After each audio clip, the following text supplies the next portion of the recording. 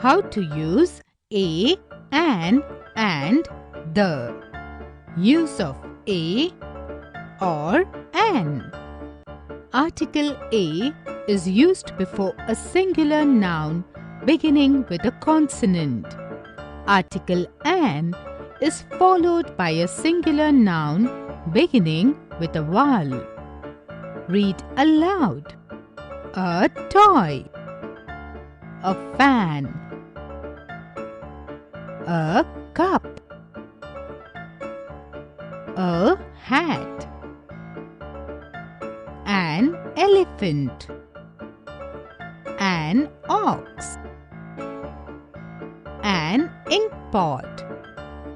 An egg. Use of the. Article the is used before a particular noun, person, place, or a thing, or which has already been mentioned. Read aloud. The cat loves milk. The igloo is a snow house.